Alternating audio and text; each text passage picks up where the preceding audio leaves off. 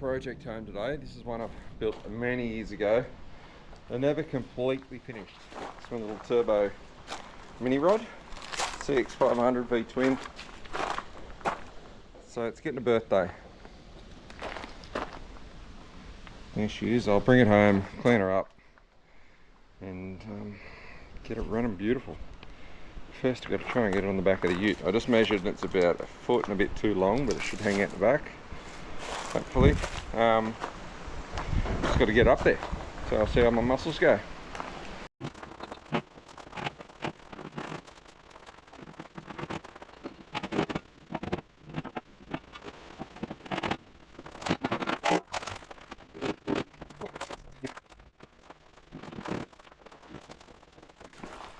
That'll do.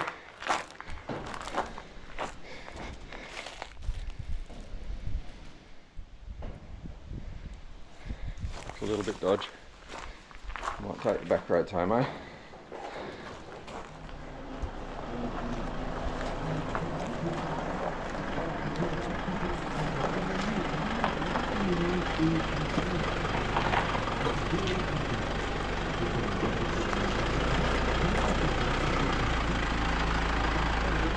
Well, I made it back without getting booked for an overhanging load.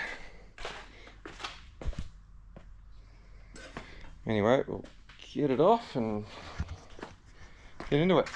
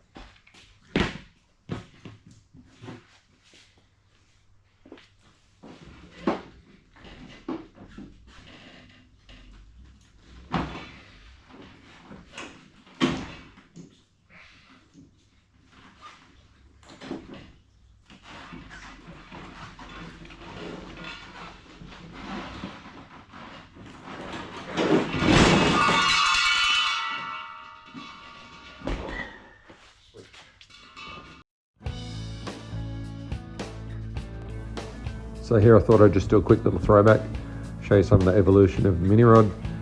It started off as a billy cart I bought from a mate and just evolved and evolved and evolved and turned into something pretty sort of cool now. And I've got a heap of old videos on the build, so if you're interested in that, go back to one of the old playlists, the MiniRod playlist, and check it out. But yeah, here's just a few photos just so you can see what it's turned into.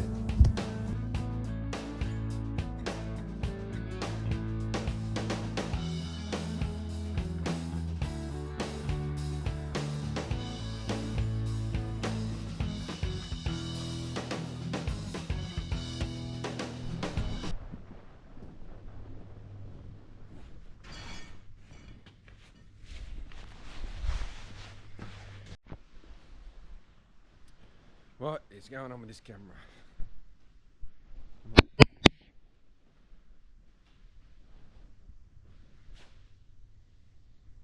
Right, so MiniRod time. I've just pulled everything apart. I've just finished modifying all this front end. I made all these sort of custom bits to give it suspension at the front. So I just pulled it all apart, just painted them all separately. Now I'm going to reassemble it. So this was an old trailer spring I cut, welded some little bits on the end that I can put some bolts through. I welded these on, just tidied it all up. There was a few dents and stuff that I welded and ground.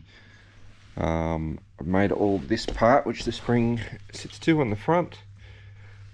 That's using a bit of an old trailer spring as well, like some high tensile stuff.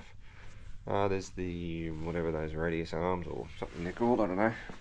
So yeah, I'm just going to set up this to a bit of a time lapse, put it together, and then the front end will be all almost ready to throw the engine back in. So I'm still waiting on a whole ignition thing for the engine, which will replace all this stuff. But I can get it all ready to drop back in. So yeah, I'll set up this time lapse, we'll bolt it together, and see how it looks.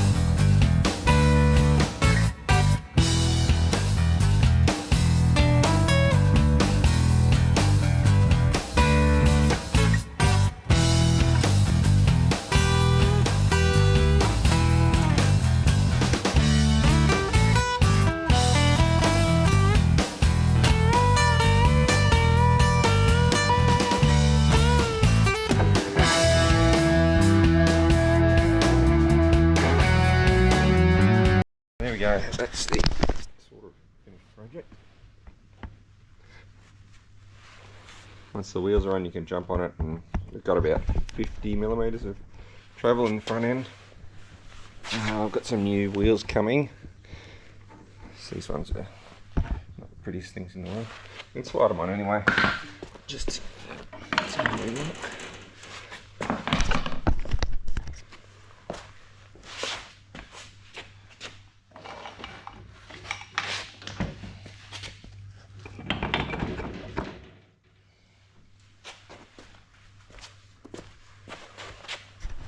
so there we go.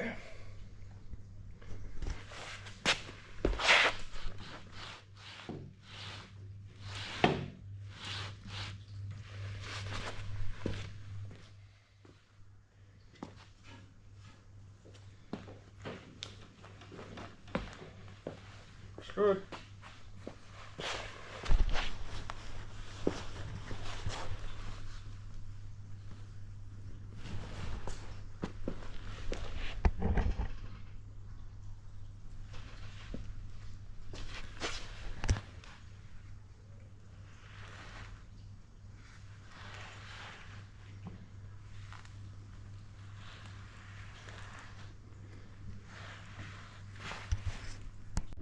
Alright, front end is done.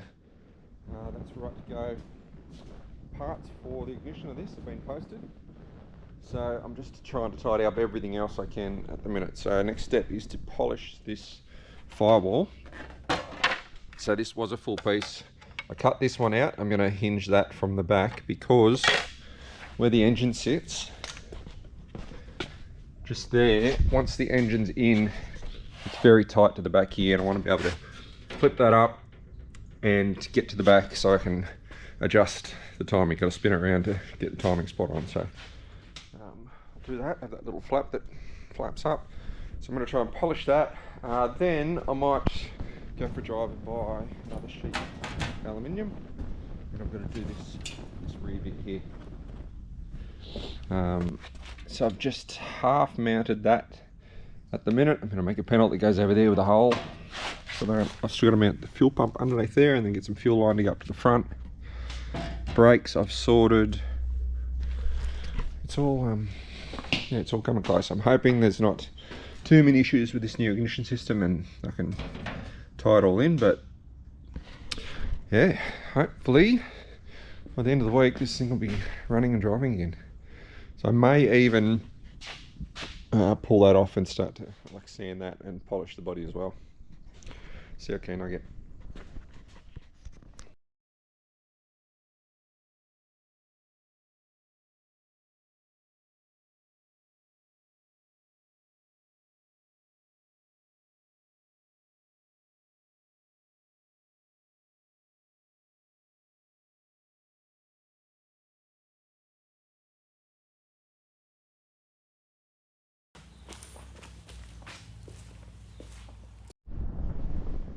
A little bit of work on the mini rod today.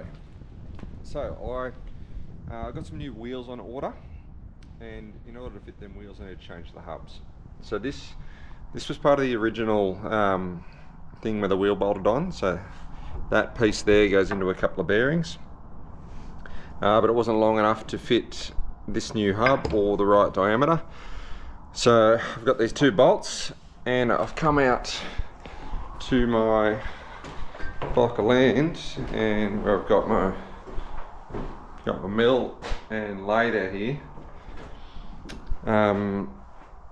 And in order to do a bit of machining and try and get that to fit, I can't wait to get my actual home place soon so I can get a shed and get it all set up and get this stuff at home. But so I'm going to punch the bearings out of this. This is only a 12mm bearing, and I don't really want to machine that down to 12mm. I just don't feel like it's going to be strong enough. So I'm going to punch that out, see what sort of diameter we've got inside there, and I might be able to put a bigger shaft through there. And then fire up the generator, or hopefully fire up the generator, fire up the lathe, and get stuck into it, see if I can make this work. So, here goes. Alright, so I was hoping, just knock the bearings out of this. I was hoping that was like a smaller than 19 so that I could drill it out, but it's not. So, yeah, for driving to town, I might just get some poly bush stuff that I can easily machine down to take up that gap there. Just get enough to do 2 lengths of that. Then I'm just going to machine this down to 17mm.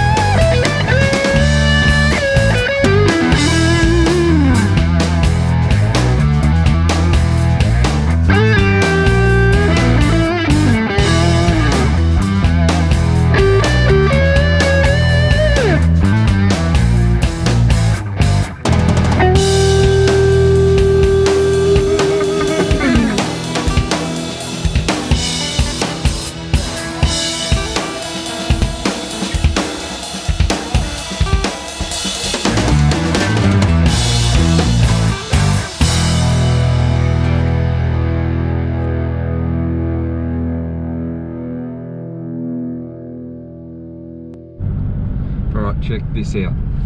The MiniRod's getting a bit fancy. Look at these. Billet 5-spoke wheels for the front of her. So there's the old wheels there. And get those tyres swapped over. And I've just got to finish off a little bit of work on the stub axles, buy some bolts from Bunnings and stuff, and then should be a roller again with the nice wheels. But the only problem is I just sat them on for a look. Now I need to polish the rear ones because the fronts look way too shiny. First world problems. Anyway, there we go. Okay, finally got a camera that's working. So, look at these wheels. Way too fancy for the MiniRod. So there are nice little hubs there. There's even provision to put a disc brake on there later if I really get keen. Just finished that panel. I just went random fast because I watched a video where someone did one and measured it and then did another random one and they didn't look that different, so made it a lot easier. There's the engine I've just got delivered today, the new ignition system. It came with no instructions though, so I know there's some on the website, so tonight at work I'm going to print out all that stuff, and then over the weekend I might be able to fit that new ignition down there. Just a little panel here for the seat. I've mounted the fuel tank there. I've still got to do the fuel pump. Picked up a $20 bit of aluminium that I'm going to use to make that rear panel there. And hopefully then I can... Oh, and I'm still waiting on one tyre for this. We didn't have the right tyre for it, so I only got one side at the minute.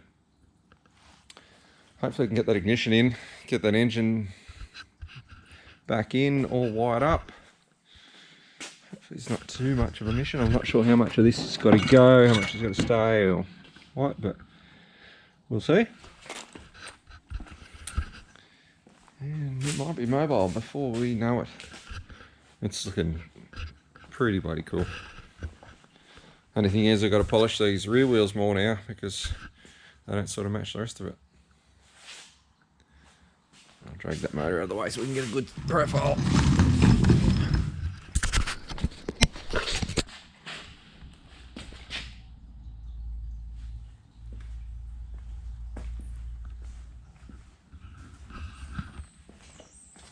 So this is gear change here, clutch, steering.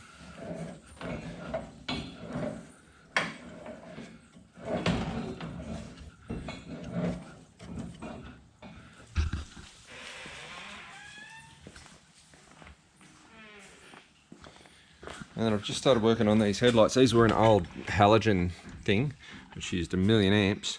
And I've got these little LED Kings lights that I just had. So all I did was grind a little bit off the corners there. That sits in there. And then,